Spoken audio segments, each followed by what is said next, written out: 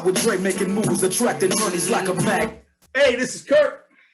And this is Byrd. It's the Kirk and Byrd Show with our Virginia Tech special tonight. Yo, we got two awesome, great superstar guys that played in the late 80s, early 90s, getting it done. I'm so proud to have here with personal friends, Marcus Mickel and Tony Kennedy. Man, welcome to the show, guys. Welcome to the show.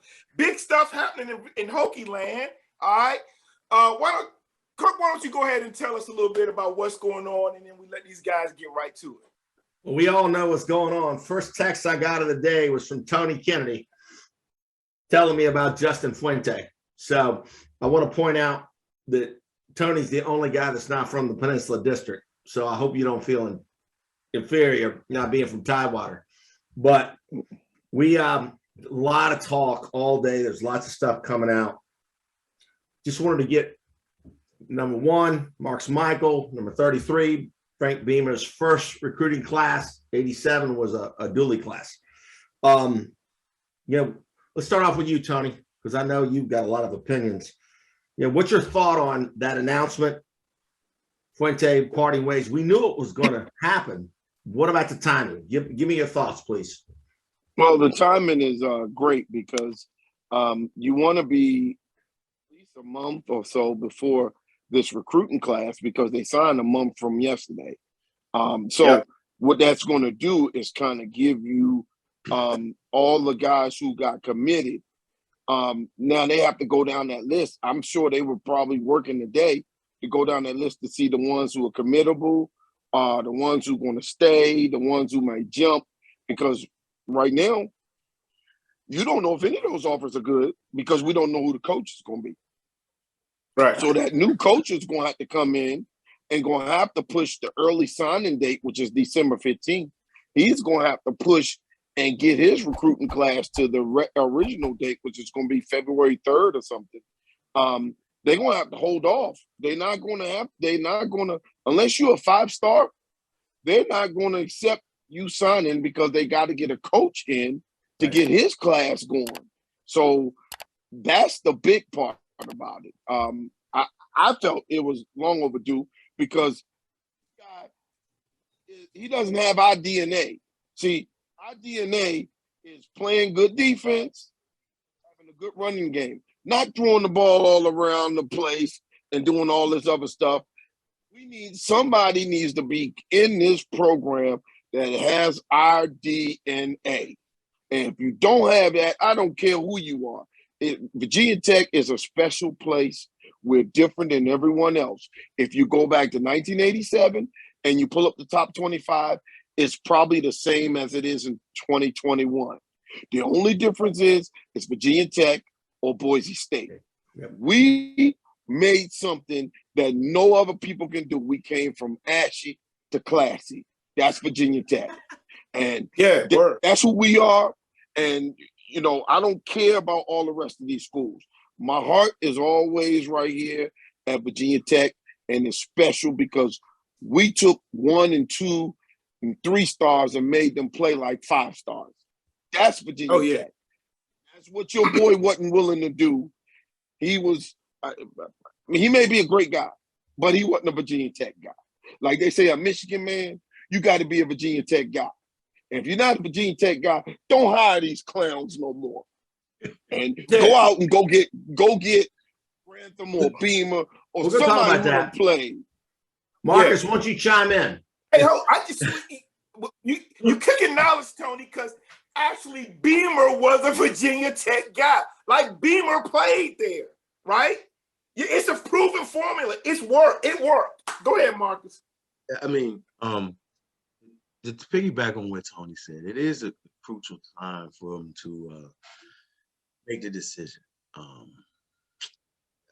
One thing that is crucial and that really made Virginia Tech what Virginia really was with our coaching and all this.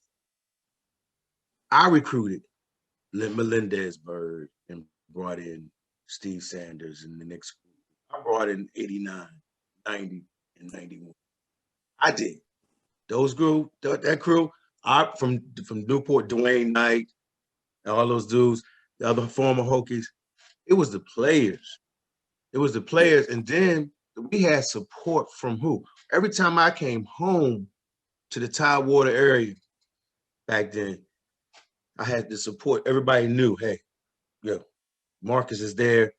Yo, y'all got to get there. You got to get up there. You got to help Marcus. Boom, boom, boom, boom. That's it. It's getting ready to blow up. It's getting ready. I mean, you remember the buzz. No one was going to Virginia Tech when I went there. And then once I went there, I needed to bring my crew with me. And then I brought people back. I said, hey, come on. And I did this. I did my recruit. And then with the people who supported Beamer and who saw Beamer coming to the games and everything, they kind of supported and fell in line too, you know. So Fuente, you never saw in the Tidewater area. I don't recall him being at a football game at Todd Stadium or Darling Stadium or anywhere around where Beamer was there. I'm not saying that, you know, you get to a point where you don't do that. Beamer was there. Beamer came to my house personally, period, point blank. Did that. All right. And I can tell the rest of the people in the Tidewater PD, yo, this one, I can vouch for Beam right now. I can vouch for Beam right now. I can vouch for Bud. I can vouch for Bud Foster. Boom. Right. I can vouch for Bud. You see? I can vouch for JC. What? We done fought back to back together. You know, we done been through some fire. We done been through some stuff that we came out of, just like Tony said, from Ashley to Classy. I wore Converse All-Stars, right? In the Syracuse Carrier Dome. Come on, man. Yeah, bro. Tony would tell you, we said, no, we can't do this. And we had a coach that was fortunately enough to listen. Coaches weren't listening to their players back then. All right. That's the key to being so successful. He listened to his players for a change. All right. It's not that he did anything X's and O Y's or that he did this. He just listened. All right. How many coaches do that? And the ones that do are the successful ones. Yeah. So he did that. All right. And so now the people that left the program, they know that. We were kind of forced out. That's what it felt like. We were forced out. We felt like we were forced out when Fuente came. You know, I mean, Fuente, like you said, he probably is a great coach, awesome coach, but it just, you know, hey, how do you push out the folks that got us there? Yeah, I'm gonna tell you, Mike Gentry. Should have never liked Gentry. Never should. Is the money take Beamer out of it, and you put Mike Gentry still there? We still might have a chance. Yeah, he's at Emory and Henry with Coach Kurt Newsom from Phoebus. So, and there's not one player at Virginia Tech that went through that Virginia Tech program that will not vouch for what I'm saying. Yeah. That will not vouch. Mike Gentry is the rock of Virginia Tech. Yeah. Period. Point blank. Hey, look, I want to bring together two things y'all just said, and Marcus and I talked about this earlier. Tony mentioned about the fact, now I'm proudly from 757 PD, but Tony's where I live now, the DMV, and the talent that was coming from this area. Like you said, Tony, it may not have always had a 4 or a 5 star, but you know what you had? You had guys like I know Marcus did, like he said with my brother, like you could have those guys come into the DC area, go into Hampton, Newport News, and say, okay, who are the real ballers? Who are the real ballers? I don't need to know what some recruiting person says or did they make this all-state, all-met. Like, who can ball? And that's how you got true ballers out there, man. The kids we got from DeMassa, PG County, Northern Virginia. It was like a great mix of these athletes when you pull not just 757, but when you go to that Roanoke region, Central Virginia, and you just start picking them, and it was kids that people didn't know about, but we knew about them. I knew about the Marcus Michaels and all those kids, like, because that's what we do. Like, when you know your sport, you know your region, you know your dudes. Like, that's what they really also got away from. Somebody could go in there and sit at Mike Smith, Coach Dennis Kozlowski's desk, and be like, "Yo," and Kaz might not, even if it wasn't a Bethel kid, he might say, "You need to go over to Warwick because that kid over there, he got skills." Right. I mean, was a referral. We knew. Even me, when catching the Greyhound to DC, and doing things up there and playing against, playing against their atmosphere, their football is a totally different level than ours. I'm gonna tell you that right now. I'm gonna take that Matha, Gonzaga, Catholic League. Catholic League. But then I go to PG. The PG is the biggest school division on the East Coast. School district on the East Coast, right, Tony? Crazy talent. They have enough for 3 varsity teams in a school. It's enough for 3 varsity. Let me tell you, Marcus, when I was in the 11th grade, I'm coming from Hampton, Virginia, playing in the PD. My arch rival was Hampton High. We played Kempsville. We played Denby. And I remember, and where we're from, private schools, they're not like HRA, all those things. There's nothing to private schools. So I remember our coach, who always tried to schedule tough games for us. He scheduled Archbishop Carroll. So I hadn't heard of them. All I knew was I was like, oh, we're going to DC. We playing this private school. They can't be any good. Dude, this was like, I think the fall of '85. I think that quarterback and the guy with the weight, man. Greg Downs. Yo. Greg Downs.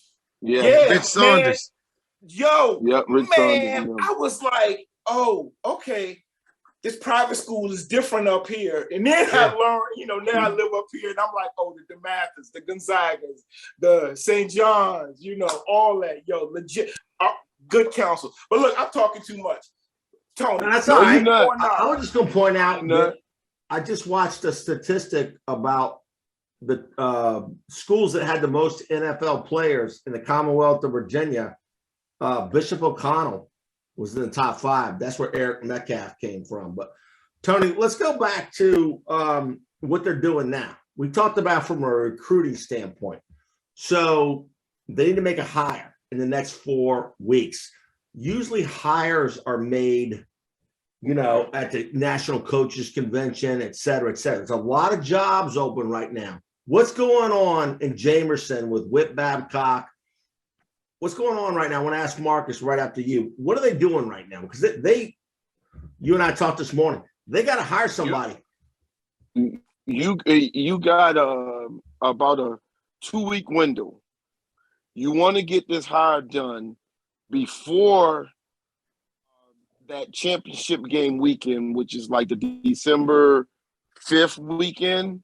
You want to be hitting the road ready and getting these recruits in for that first visit that comes December 5th. So they probably got about a week and a half right now. You think to try to get somebody? Listen, man, the longer you wait, listen, you identify who you want. Okay. When you were talking and buying out, this is chess, not checkers. Right. You should have been talking long before you they were talking about buying them out. A couple months ago. So if you're talking a couple of months ago, so that means you already know who you're looking at. So to me, the short list should be Shane Beamer. He's already said no interest. He said it this morning. Okay, Torian Gray, the Todd Grantham. I already know Todd Grantham will take the job. He's a Pulaski County boy. He's been in the SEC. I think he's a natural. To me, it's only one on the list to me will be Todd Grantham because he's from there. His DNA is right there 25 minutes away from campus. He's been in the SEC. He can recruit in those areas. All right. Listen, Hold on. Tony, we go at it. Go to Marcus, man. He's about to. He looks like you. I know you. We and Tony, we go at it. Go ahead, Me and Marcus. Tony, tell us what your thoughts are. Me and Tony go at it, right? Tony, we played with Todd, right? No, yes, Todd was gone. We played. No, we played with Todd.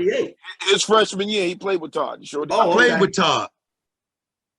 That's right. I ain't seen Todd on campus, Virginia Tech, since he left. Yeah, but he's a football coach. But I ain't seen him don Virginia Tech maroon and orange since he left.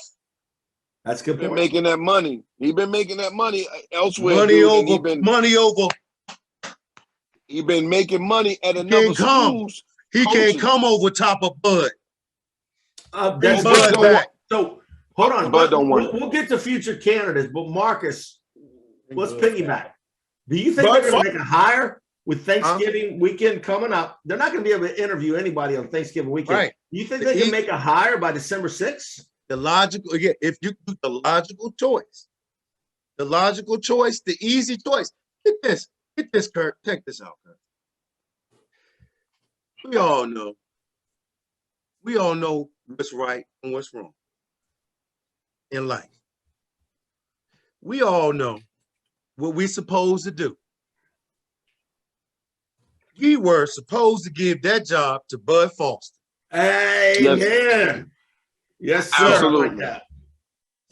Yeah. So when we know that right there, when we have a chance to right a wrong, and we have the resources to do it, and the time is right, like you said, and the only way that we can jump, and this would not be a situation where we will take a step back like normal teams would have to right now. Bud moves in, keeps JC on staff, brings Torian back, Justin Hamilton, Garen and Mike Gentry back like things are supposed to. Do you realize how many recruits will sign with Virginia Tech after they do all that right there? Do you know where we will be? It will be like nothing ever happened. Okay? 1 point, and this is very relevant. He's 62. How many years, Tony? How many years do you think he has left in him? 10? That's good enough for me. 8 to 10. Yeah, he's young, man. He's in good shape. Yeah, he's in great shape. So y'all want Bud? Are you saying, Tony? Bud, take the job. Well, what do you think? Well, what do you think the reality is with Grantham? I mean, Grantham SEC background. If Bud doesn't take the job, see, I'm on the assumption that Bud doesn't want the job because he went away. Now, Bud is the number one choice if he's available. If he want to take the job, I'm thinking he's retired and he's gone. But if he's not retired and he's gone, he's got 4.5 or 5 million reasons to come back, and he can do it. And it won't be too stressful on Bud. If they let Bud do it the way he was supposed to, let Bud handle it, it won't be that much stress on Bud. It'll be an easy, fun job. That's a fun job. Virginia Tech is a fun job. That's one of the best jobs in the country. Right now, with the right coach, the ACC is prime for picking, bro. Like, look at all these programs. Yes, it is. Yep. Miami, Florida State, Clemson, Georgia Tech. I mean, the program. I mean, the traditional football, Virginia Tech, the traditional football powers are down. This is the time to come in and reclaim that spot, bro. When these powers were good, Virginia Tech was winning ACC championships. So, you know, that's my standard. It wasn't even the fact that we're losing, but we're losing in this environment.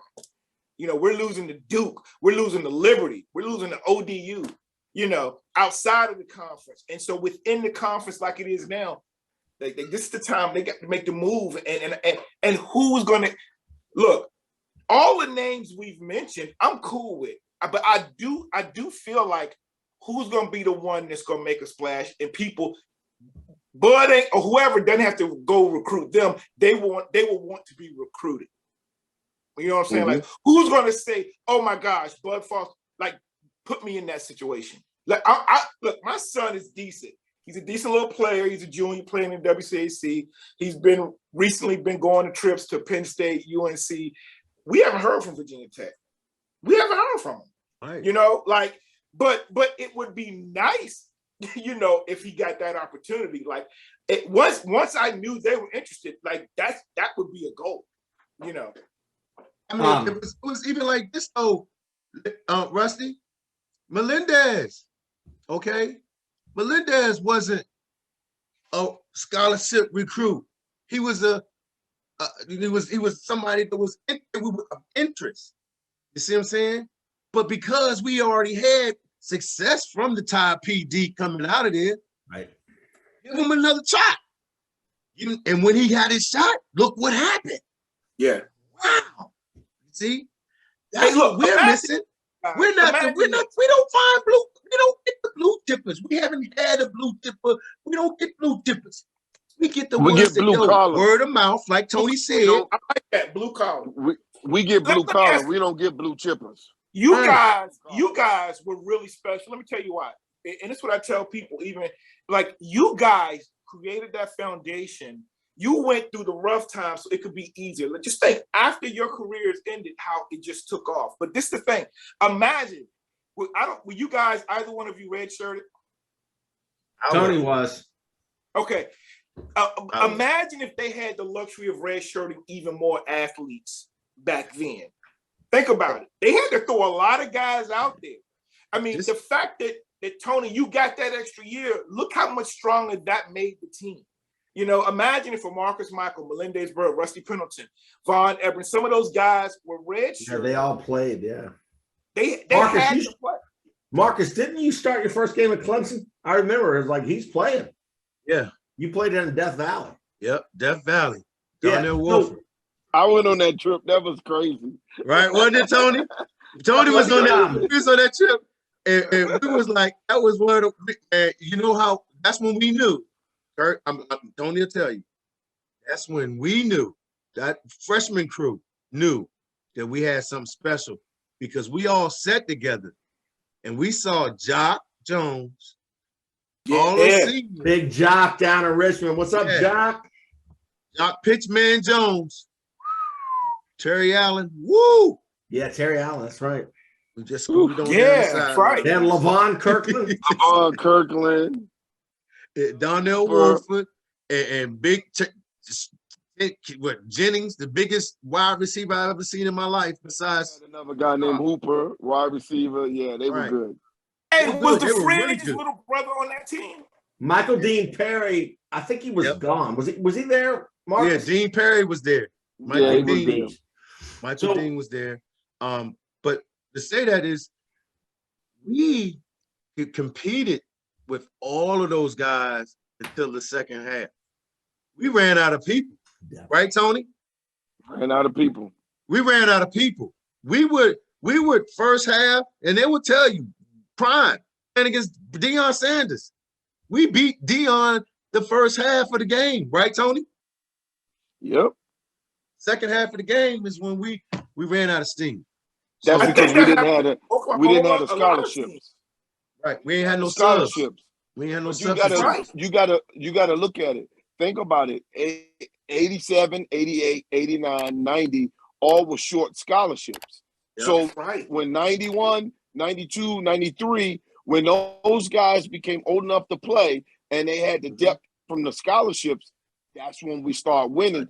And when we got rid of that antiquated defense, that Y tackle 6 should have been gone 10 years before that. It was too old. That was a wrong defense based upon the talent that we had. We should have been in the attacking defense that we had in 93, 94, 95. That's what changed Virginia Tech. Scholarships and defense. I don't understand. I don't wouldn't say that though, Tony. I think we got rid of Tony, and you played offense just like I did. Right? We had the play caller that wasn't calling the plays at the time. And every spring game, our maroon team would end up beating our orange team or giving them a good hard go because one coach was over here calling the plays versus our offensive coordinator. And that was Ricky Bustle. Ricky Bustle came from the USFL. That was the change right there. When they started letting Ricky Bustle call the plays, and he did it with Maurice Docejo. On the defensive side, you can't play that wide tackle 6 when you were coming into an era when everybody was going 4 wides, 3 wides, and all that other stuff. You can't do that. That's what they did. Because they were causing mismatches. Right. Tony, Tony, I remember my brother, who was a middle linebacker in there, he says that all the time. And he says he remembers having a meeting with Beamer saying, "Coach, we gotta change this." And the year they changed it, because if I'm not mistaken, it basically came down to Melendez's senior year, your last year, Tony. I think, what did you guys go, like 2-8-1, but we lost all the games in the fourth quarter. We lost 7 games in the fourth quarter. That Rutgers game was incredible. That Rutgers game, unbelievable. But look, the thing I remember, what they did was they said, "Look, Beamer, you gotta make some changes. Either you change some of these assistant coaches who I know you're loyal to, but they were with you at 1AA or whatever.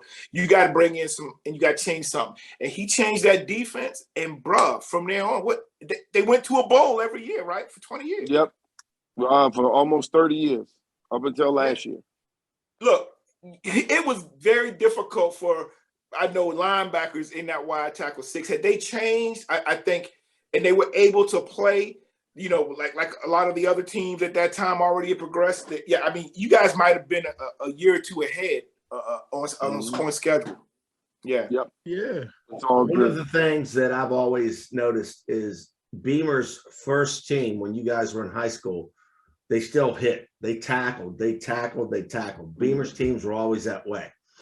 Fuente's teams were not physical. They were not good tacklers. And then I think it's a Beamer thing. But I tell you what, I'm going to go 1 through 1 through some candidates. Let's just go back and forth. Don't take more than 10 seconds. All right. I did some research. Let's talk about some candidates.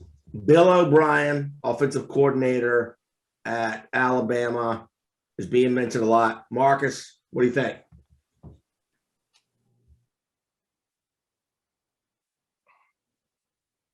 Marcus? He's thinking. Bill O'Brien, Alabama. He's working with Alabama. He's working with the top of the top. I can't trust it because he's not used to working with blue collar. I didn't like him at Penn State. I didn't like what he did there, and I didn't think he handled things well with the Texans. So Tony, it's a scratch. I'm right with him. I don't like him from there. Now, the second guy I'm going to name is an interesting one. Billy Napier at Louisiana, and the reason why I say he's interesting is he's one of the lead guys for LSU. Tony, let him go to LSU. All right. Yeah. You don't have any ties up here, Marcus. Oh, not a Hokie guy, man. But the reality is we may not go the Hokie route. Now, here's a guy that might make a little more sense. Jamie Chadwell, Coastal Carolina. They've had a lot of success. That guy's done a lot with the program.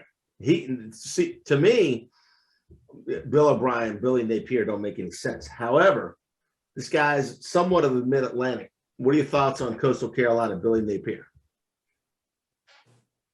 Me? Okay. I'll tell you, I'm a Carolina guy right now, right? Tell you, Carolina guy right now. He's not winning the recruiting battle with the boy in Carolina. Well, yeah, nobody's winning that one.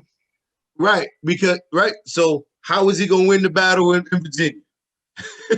He's not winning it down here. To work with. He keeps winning the battle down here. There's so much down here. There's nobody down here. And then he's like a recruiting battle. We got plenty of athletes down in Carolina. If he's not winning the recruiting battle down here, you're not going to win it up there. Yeah, but Virginia Tech has recruited North Carolina very well. Greensboro, that's just the point. I want to say this, and we'll move on to the next one. I think Chadwell is going to be at the top tier. How about Bill Clark at UAB? They mentioned him. That doesn't make any sense. Tony? I would go with the dude from Wake before I would go with Coastal Carolina. Oh, he's going to get a big job, though. All right, the next one is Tony Elliott, Clemson's offensive coordinator. They recruit up here very well. Very well. They do. And Tyrod and that connection that they do with Clemson, they come up to the peninsula often. We're talking about Taj Boyd, I think. And Taj Boyd too. Yeah. But like in Northern Virginia and Richmond. Yeah, they come up. All right, the next is Hugh Freeze from Liberty. I like that guy's got ties here. He's recruiting very well at Liberty. They've got a football complex only at Liberty. What about Hugh Freeze? I also think he's on the short list. He can be on the short list. I'll go with him because I've been following him. I like what he's done over the course of the years and within the state. He's got a lot of state players. He's taken what the state has to offer and showcased it. So I can go with him. Go ahead. If you go with Hugh Freeze, I'm gonna throw another SEC name out there, and I told you this before a few weeks ago. What about Ed Orgeron? I mean, I know he's still sitting on LSU money, but would the fans get excited about that? I mean, he plays to the group. Now I don't know his connections with the 757 or the DMV, but he can recruit, and he's recruited Virginia well. We got a kid from Woodbridge High School down there. What do you think about that? He has a national championship, so it's hard to turn down that. Yeah, I mean, it's hard to turn down that. He's a top of line coach. Yeah, hard to turn that down. He's got that kind of hokey. He's got that hokey grit to him. He's got that hokey grit, and I'm not gonna, Ed. He's something about him that kind of fits into our style. I will say he has a little. He's got that, woo. I can see him in the hokey. I can see him coming through the tunnel and getting us hyped. I can see Ed doing something like that. Here's the catch. The most we can pay is $5 million. Yeah. He's due to make $17.5 million over the next 24 months. So let's go on to the next. Joe Moore, offensive coordinator, Oregon. I say no way. No local ties, right? Because he's being mentioned. A bunch of media outlets. Joe Moore, Oregon. I think he's out. Let's go to the next one. Gary Patterson at TCU. He's been on the bench for a bit. He's coming up a lot. Tony, you think we would go after him? Well, he's a very stable coach. He's good because he's done a hell of a job with TCU, man. He's done better with TCU than Texas. He's 61 though. Man, I don't care about no age. Age don't mean nothing now. I got you. Okay. But that's tough. You got to bring when you out there, you come in from over there. You're gonna have to bring in people like Damon Williams, who's from the Tidewater area, that's already coaching out there at San Antonio, Texas. You're gonna have to bring some youth with you from out there. That got ties from VA. You know what I'm saying? Yep. And Damon Williams, I can see him doing that if he bring in Damon Williams, who's out there already now at San Antonio. He's coaching out there and bringing people back and forth. So, that'll be a good something for him to do. But that's going to be tough, Coach. That Texas thing that's a stretch. All right. So, Rusty, it seems like everybody's in a consensus that we need to bring on a Hokie. Bud went to Murray State. He's basically a Hokie. Let's rank the Hokies. All right. Give us 5 Hokies. Okay. Well, Bud is obviously in play. They've got to already talk to him, and he's got to be taking a hard look at it. if he coaches for 7 years, he's going to make $35 million. I mean, or maybe 28. More than that. So Bud. So we got Bud. You know Todd Grantham has gotten a call, right? Safe to say. All right. Now, do you think Torian Gray could get the job without being a coordinator? He's yet to be a coordinator. Mike Tomlin was only a coordinator for 1 year. Good point. And that's my dog. You know, I know that. Oh, yeah. Right? Denby I know that, right? That's my dog. I was with him. You played with Mike Tomlin. Yep. I was Mike. That's my dog. We started to coach when Mike started coaching. His first coaching job was at Memphis when he started at Memphis as a GA. Out in Dollyland together, trying to find jobs. That's when Mike Tomlin started out. We always go out. So Torian, I don't think they're gonna give it to Torian. I would love for him to be on staff. I would love for him to be on staff some kind of way. Tony, you know why. I don't think they're gonna give it to me. Exactly. All right, let me ask y'all this. So isn't J.C. Price? Yeah. I'm gonna give you a scenario. He's the acting head coach right now, right? Did you guys play with J.C.? Yeah, I played with him. Right, we played with J.C. Great, I love J.C. What if in these last few games the Hokies ball out? And it looks like Hokie ball. I'm saying special teams are great. The defense is great. They're running that. They have that running back. They're taking the pressure off the quarterback. They're hitting the deep pass when they can. If he balls out, and it looks like Hokie football, and they put a hurting on the Cavaliers, do you think he should be in consideration?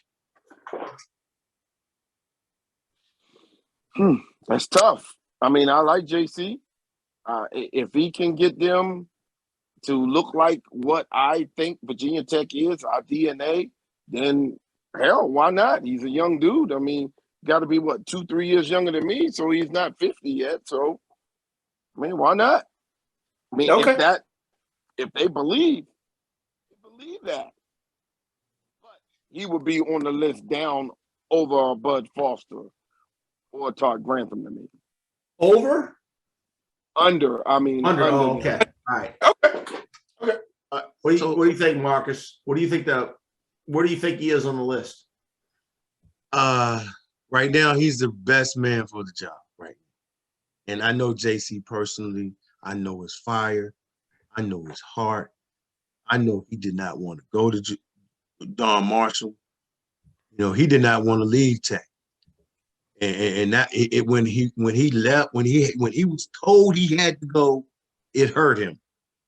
So as far as I know JC. Like I said, to me and Tony, we fought with JC. So, and I know his passion for it. I think, matter of fact, I think we may even shaved JC's head. Yeah, we during initiation when we started that. But JC, to me, he's keeping it together right now. And so the reward for him keeping it together, either you bring back Bud and let him be coordinator with Bud, or you let him handle it and you bring back the rest of the guys. You bring Torian with him. You bring back some other guys, some other guys. Todd, as far as being above Todd, like I said, I ain't seen Todd since he left campus in 1980 when we stopped playing together. I don't even see Todd wear a Virginia Tech shirt or hat. Oh, I cannot rock with you right now, Todd, because you a Hokie and you ain't. I don't even know you Hokie. They don't even know you Hokie.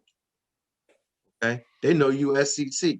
Let's throw one last one in there, and that is 39-year-old defensive coordinator Justin Hamilton. He's been a coordinator for 2 years. Tony? I like Justin. He's cool. He would be under all those guys, under JC, under everyone else.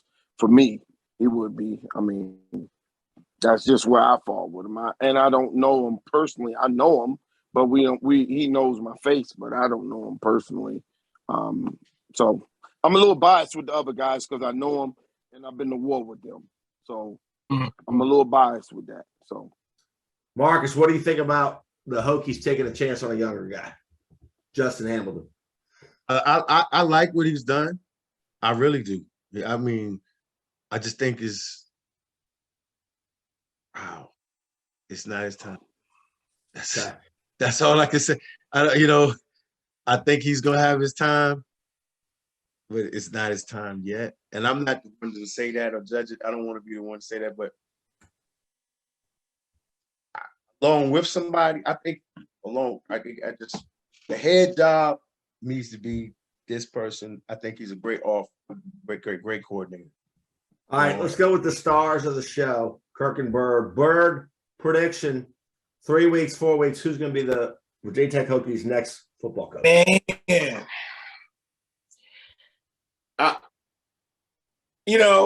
I'm hoping it's a Hokie. And all I can say is I just hope it's a Hokie. Somebody with those ties. You're not going to name somebody? Well, we haven't heard from Bud, but if I had my choice, I don't know who it's going to really be, but if I had my choice, I'm going with Bud, and then you build it from there. Bam! 9:57 on November 16th. Bud Foster is going to be the next coach of Virginia Tech. He's in the facility. I was down there. He was in the facility, walked right past me in the summer. He's at every game. It doesn't look like he's going anywhere else. He's 62. He's a young guy. He's got plenty of juice, and he's got 28 to 35 million reasons. Having said that, Tony, let's go to Tony, and then we got one more question on this. Tony, who's the next coach? I got one more name I want to throw out there. No. All right, go ahead. It's a question, because I know there was an issue about him coaching in the professional level. Has Eugene Chung ever been back to the program or coached on the college level? I know he's coached in the professional ranks, but has he shown the program love, and is it somebody that you all even would consider? That's way out there, man. I mean, Eugene's a great guy, but no, they're not even coach. Tony, they gonna talk to Eugene Chung? No. All right, Tony, who's the next coach? Tony, who is it? You said J.C. Price, or did you? That was Marcus. Tony, who is it? If I had to go, I'm gonna go out on a limb, and I'm gonna think it's Todd Grantham. Yeah, you said that this morning. Grantham. Okay. All right. So we got 2 Bud Fosters. Okay. Marcus, you already let the cat out of the bag, but who is it going to be? It's going to be Bud. Bud with JC. JC's not going anywhere. Nope. But Bud's going to be back. Like you said, Bud's never left. Lester Carlin told me that Bud wants to come back, Tony. There you go. So y'all got it. I thought the train had already left. So man, I didn't know the train was sitting on the side waiting. Yeah, train sitting on the side, Tony. I had to talk to Les about that one, man. Les told me. Okay. Because they got rid of Les, man. Come on, man. Can't do that. Get rid of Les. Can't get rid of Les. He's from Portsmouth. He's from Portsmouth, though. Oh, no. He's from, he went to Norview in Norfolk. You know that, Marcus? Yeah. Yep. All right. So, okay. Want to ask you guys, how have you felt about the program as former players, the relationship with the former players in the last Fuente 6 to 10 years? Let's start with you, Marcus. Ooh. It's been a gap in there, like I said, but even with before now, I'm an old head, and we all kind of kept together. Vic, with the Vics and class, and people like Victor, Victor Jones, John Jeffries. We all kind of connected with those guys 10 years after us, 15 years after us, up until Fuente got there for some reason. It's like when we walk on the campus now, it was almost like, yeah. Oh well. And it was kind of, it was kind of disheartening. It made guys feel uncomfortable. Because I know a lot of the younger guys felt uncomfortable when they went back. And they only had a cookout. They only had a cookout for them on the sideline before a game. Give them a couple hot dogs and hamburgers. You don't do that for the guys that laid down for you to be here. You give them a steak dinner. You give them a steak dinner, and you tell them to come out on the football field on the 50-yard line and say, "These are the guys who did it." Yeah. Whereas, don't come out here before. Don't tell us, or don't tell the crew, get here 2 or 3 hours before the game. Y'all gonna be over here in this parking lot B, and then afterwards, y'all can come on up and see, the coach in the new facility and stuff over here. We don't need you on the field. That's not. I need to come through that tunnel and put my hand on that brick and see my name at the first of the tunnel with me and Tunnel. Those are the things that we want. We don't want too much. When you do that right there, we'll give you, as a coach, everything you want. And that's what happened. That's what the guys don't even look like they're excited to play for them. So, yeah. We're not excited to come back and cheer for them. So that's that. Have you ever been offered tickets? Have you ever been offered tickets? No. By the athletic department, not somebody else. No. No. All right, Tony, let's let you chime in because I know you're going to be loquacious about this. I hope that'll change, though. What do you think, Tony? There's a huge disconnect, and I've been on this for 18 years. Virginia Tech is very special, and it's, as you can see right now, we all come from crazy backgrounds and we all cool, but Virginia Tech has a special thing about them, about the guys being like family. You hear that from some programs, but that's BS with their programs. See, we built this from nothing.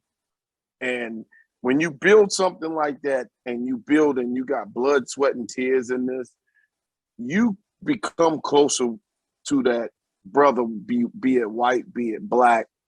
And we came from nothing to build a national powerhouse.